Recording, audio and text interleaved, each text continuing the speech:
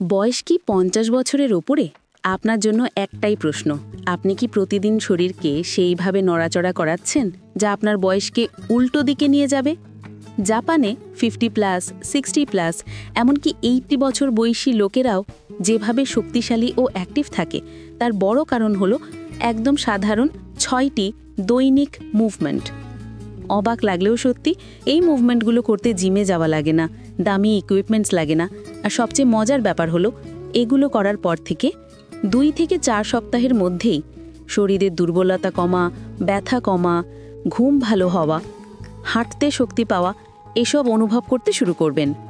ভিডিওটা শেষ পর্যন্ত দেখুন, কারণ প্রতিটি এক্সারসাইজের পেছনে বিজ্ঞান আছে, গবেষণা আছে, আর আপনাকে দেখাবেন বাংলাদেশের ঘরেই এগুলো কিভাবে সহজে করা যায়। চলুন শুরু করা যাক। জাপান পৃথিবীর সবচেয়ে লং লিভিং নেশন। সেখানে মানুষের গড় আয়ু 84 বছরের বেশি। গবেষণায় দেখা গেছে তাদের দীর্ঘায়ুর বড় 3টি কারণ: ডেইলি লো intensity movement, consistent mobility exercise, joint friendly body habits. Tokyo বিশ্ববিদ্যালয়ের এক গবেষণায় বলা হয়েছে 50-এর পর নিয়মিত হালকা মুভমেন্ট করলে পেশির শক্তি 20 থেকে 30% পর্যন্ত ধরে রাখা যায়। আরেকটা গবেষণা জাপান জেরন্টোলজিক্যাল সোসাইটি বলছে মোবিলিটি কমে গেলে বয়স বাড়ার সঙ্গে সঙ্গে পড়া, ব্যথা, উচ্চ রক্তচাপ, ঘুম খারাপ এসব সমস্যা দ্রুত বাড়ে। তাই জাপানি 50+ বয়সীরা প্রতিদিন মাত্র 15 থেকে 20 মিনিট সময় দিয়ে 6টি নির্দিষ্ট মুভমেন্ট করেন। আজ আমরা দেখব ঠিক সেই 6টি মুভমেন্ট যা আপনি ঘরে দাঁড়িয়েই করতে পারবেন। Movement number 1, Japanese spinal wake up stretch. বয়স 50 হওয়ার পর শরীরের যে জিনিসটি সবচেয়ে দ্রুত শক্ত হয়ে যায় সেটি হলো স্পাইন বা মেরুদণ্ড। টোকিও স্পাইন মোবিলিটি সেন্টারের গবেষণা অনুযায়ী 50+ বয়সে দিনের শুরুতে হালকা স্পাইন স্ট্রেচ করলে কোমর ব্যথা 30% কমে, শক্ত হয়ে থাকা ব্যাক মাংসপেশি ঢিলা হয়, ব্লাড ফ্লো 20-25% বাড়ে, সারাদিন হাঁটা বা বসায় কম ক্লান্তি লাগে। কিভাবে করবেন? 1. সোজা হয়ে দাঁড়ান। 2. দুই হাত মাথার ওপরে তুলুন। 3. ধীরে ধীরে শরীরকে ওপরে টেনে লম্বা করুন যেন পুরো স্পাইন টেনে স্ট্রেচ হচ্ছে। 4. এরপর ডানে 5 সেকেন্ড, বামে 5 সেকেন্ড হালকা ব্যান্ড করুন। 5. মোট 10-12 বার করুন। এটা করলে কি পাবেন? সকালের স্টিফনেস কমবে, পিঠের ব্যথা কমবে, বয়সজনিত পস্টার সমস্যা কমতে থাকবে। এটা শুরুতেই করলে শরীর গরম হয়ে যাবে এবং পরের মুভমেন্টগুলো আরও সহজ হবে। মুভমেন্ট নম্বর 2, হিপ মোবিলিটি সার্কেল।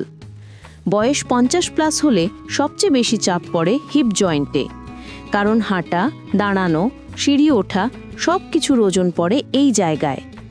কিয়োটো ইউনিভার্সিটির 2022 সালের গবেষণায় বলা হয়েছে হিপ জয়েন্ট শক্ত হয়ে গেলে হাঁটায় ভারসাম্য কমে যায়, পড়ার ঝুঁকি দ্বিগুণ হয়। তাই জাপানে প্রতিদিন সকালে সিনিয়ররা খুব ধীরে, খুব জেন্টলি হিপ সার্কেল করেন। কিভাবে করবেন? 1. 2 পা কাঁধ সমান রেখে দাঁড়ান। 2. দুই হাত কোমরে রাখুন। 3. ধীরে ধীরে শরীরকে গোল করে ঘোরান, ক্লকওয়াইজ 8 বার, অ্যান্টি ক্লকওয়াইজ 8 বার। ফলাফল: 1. হাঁটার শক্তি বাড়বে। 2.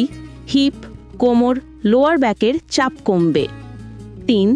আর্থ্রাইটিস বা গিঁট ব্যথার ঝুঁকি কমবে।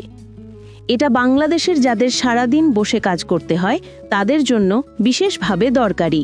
মুভমেন্ট নম্বর 3, জাপানিজ নি স্ট্রেংথেনার, অর্থাৎ হাঁটুর জন্য বিশেষ কোয়াড অ্যাক্টিভেশন মুভমেন্ট। 50+ বয়সে হাঁটুর ব্যথা সবচেয়ে সাধারণ সমস্যা, আর জাপানের সমাধান হিসেবে তারা ব্যবহার করে হালকা চাপহীন নি অ্যাক্টিভেশন রুটিন। ওসাকা অর্থোপেডিক ইনস্টিটিউটের গবেষণা বলছে কোয়াড পেশি শক্তিশালী থাকলে হাঁটুর ব্যথা 40 থেকে 60% পর্যন্ত কমে, কারণ পেশি হাঁটুর ওপরের চাপ কমিয়ে দেয়। বাংলাদেশে যে মানুষরা সিঁড়ি উঠতে কষ্ট পান, নামাজে রুকু সিজদায় ব্যথা অনুভব করেন, তাদের জন্য এটি সবচেয়ে কার্যকর। কিভাবে করবেন? 1. একটি চেয়ার ধরুন বা দেয়ালে হাত দিয়ে দাঁড়ান। 2. খুব হালকা স্কোয়াট, এমনভাবে নামবেন যেন হাঁটুর উপর চাপ না পড়ে। 3. মাত্র 20 থেকে 30% ডেপথে নামুন, পুরো স্কোয়াট নয়। 4. 10 থেকে 12 বার করে 2 সেট। ফলাফল: হাঁটুর ব্যথা কমে। 2. সিঁড়ি ওঠা সহজ হয়, পায়ের শক্তি বাড়ে, অস্টিও আর্থ্রাইটিসের প্রভাব ধীরে বাড়ে। এটা খুবই নিরাপদ, কারণ এখানে হাঁটুর উপর অতিরিক্ত চাপ দেওয়া হয় না। Movement number 4, shoulder and chest opener. বয়স 50 পার হওয়ার পর শরীরে যে পশ্চার প্রবলেম সবচেয়ে বেশি দেখা যায়, সেটি হলো বুক ভেঙে যাওয়া, হাঞ্চড পশ্চার, এবং কাঁধ সামনে ঝুলে যাওয়া। টোকিও পশ্চার রিসার্চ গ্রুপের গবেষণা অনুযায়ী এই পশ্চার শরীরের ব্যথা 3 গুণ বাড়িয়ে দেয়, বিশেষ করে ঘাড়, কাঁধ এবং উপরের পিঠে। জাপানে এই সমস্যা ঠেকাতে তারা প্রতিদিন মাত্র 2 মিনিটের জন্য একটি সহজ মুভমেন্ট করে, চেস্ট ওপেনার। কিভাবে করবেন? 1. সোজা হয়ে দাঁড়ান। 2. হাত পেছনে নিয়ে আঙ্গুল জোড়া লাগান, না পারলে একটি তোয়ালে ধরুন। 3. বুক ধীরে সামনে খুলে দিন, কাঁধ নিচে নামান। 4. 10-12 সেকেন্ড ধরে রাখুন। 5. এভাবে 5 রাউন্ড। ফলাফল: কাঁধের ব্যথা কমে, ঘাড়ের চাপ কমে, বুক খোলা থাকায় শ্বাস-প্রশ্বাস সহজ হয়, পশ্চার ঠিক থাকে, বয়স থেকে প্রাপ্ত কুজোভাব কমে।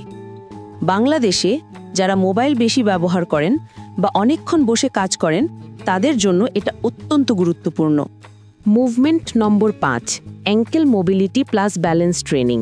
50 বছর বয়সে মানুষ সাধারণত যে সমস্যাটি সবচেয়ে কম গুরুত্ব দেয়, সেটি হলো অ্যাঙ্কেল মোবিলিটি। অথচ টোকিও মেট্রোপলিটন ইনস্টিটিউটের গবেষণা অনুযায়ী অ্যাঙ্কেল শক্ত হয়ে গেলে হাঁটার ভারসাম্য 40% পর্যন্ত নষ্ট হয় এবং পড়ে যাওয়ার ঝুঁকি 3 গুণ বাড়ে। জাপানে বয়স্কদের জন্য প্রতিদিন মাত্র 2 থেকে 3 মিনিটের অ্যাঙ্কেল অ্যাক্টিভেশন বাধ্যতামূলকভাবে রুটিনে রাখা হয়। কিভাবে করবেন? 1. অ্যাঙ্কেল সার্কেলস, অর্থাৎ চেয়ারে বসে একটি পা তুলুন, ধীরে ধীরে 10 বার ক্লকওয়াইজ, 10 বার অ্যান্টি ক্লকওয়াইজ। 2. ব্যালেন্স ট্রেনার, অর্থাৎ ওয়াল সাপোর্টেড। দেয়াল স্পর্শ করে একটি পায়ে 8 থেকে 10 সেকেন্ড দাঁড়ান, 2 পায়ে 5 রাউন্ড করে করুন। ফলাফল: হাঁটার স্থিতিশীলতা বাড়বে, পায়ের শক্তি বাড়বে, হঠাৎ পড়ে যাওয়ার ঝুঁকি কমবে, হাঁটুর ওপর চাপ কমবে। বিশেষ করে বাংলাদেশের যাদের ডায়াবেটিস আছে, তাদের জন্য এই মুভমেন্ট খুবই গুরুত্বপূর্ণ, কারণ ডায়াবেটিসে পায়ের স্নায়ু দুর্বল হতে পারে। মুভমেন্ট নম্বর 6, জাপানি ব্রিদিং এবং রিল্যাক্সেশন ফ্লো।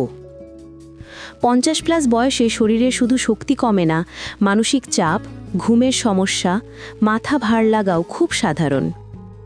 কিয়োটো লংজিভিটি ল্যাবের গবেষণা বলছে, নিয়মিত 3-4 মিনিট ধীর গতির শ্বাস-প্রশ্বাস নিলে রক্তচাপ কমে, হার্ট রেট শান্ত হয় এবং স্ট্রেস 30% কমে। জাপানিরা এটাকে বলে কোকিউ হো, অর্থাৎ ইনার ব্রিদিং। কিভাবে করবেন? 1. সোজা হয়ে বসুন বা দাঁড়ান। 2. নাক দিয়ে 4 সেকেন্ডে শ্বাস নিন। 3. 2 সেকেন্ড ধরে রাখুন। 4. মুখ দিয়ে 6 সেকেন্ডে শ্বাস ছাড়ুন। 5. 10-12 রাউন্ড। চাইলে 2 হাত বুকের উপর রেখে করতে পারেন, এতে ফুসফুসের নড়াচড়া আরও ভালোভাবে অনুভব করবেন। ফলাফল: 1. রক্তচাপ কমবে। 2. টেনশন বা স্ট্রেস কমবে। 3. রাতে ঘুম উন্নতি হবে। 4. শরীরে ক্লান্তি দ্রুত কমবে। বাংলাদেশে যাদের বিপি, ডায়াবেটিস বা ঘুমের সমস্যা আছে, তাদের জন্য এটা অত্যন্ত কার্যকর। এখন পুরো রুটিনটি একসাথে দেখে নিই। Spinal wake up stretch 1 minute, hip mobility circle 1 minute, knee strengthener 2 minute, shoulder and chest opener 2 minute, ankle mobility plus balance 2 minute, breathing and relaxation flow 3 minute. মোট 11 থেকে 12 মিনিটের সম্পূর্ণ রুটিন, যা আপনি ঘরের যে কোনো জায়গায় করতে পারবেন। কবে করবেন? সকালে ঘুম থেকে উঠে, না হলে বিকেলে যখন শরীর ক্লান্ত। কতদিন করলে ফল পাবেন? গবেষণা অনুযায়ী 2 থেকে 4 সপ্তাহেই শরীরের স্টিফনেস কমা, ব্যথা কমা, হাঁটায় শক্তি পাওয়া, এসব পরিবর্তন দেখা যায়। বন্ধুরা, বয়স 50 পেরোলেই অনেকেই ধরে নেন এখন আর কিছু করার নেই, কিন্তু জাপানি বয়স্কদের উদাহরণ আমাদের দেখাচ্ছে হালকা নিয়মিত নড়াচলা আমাদের বয়সকে থামিয়ে দিতে পারে। মনে রাখবেন, ব্যায়াম নয়, নড়াচড়াই 50+ লাইফের আসল ওষুধ। ছোট ছোট পরিবর্তনই বড় ফল নিয়ে আসে। যদি ভিডিওটি ভালো লেগে থাকে তাহলে অবশ্যই মন্তব্যে জানাবেন আপনি কোন মুভমেন্টটি প্রথমে শুরু করবেন। আর এমন আরও স্বাস্থ্য ও দীর্ঘায়ু বিষয়ক ভিডিও পেতে আমাদের সাথে থাকুন। সুস্থ থাকুন, সক্রিয় থাকুন। ধন্যবাদ।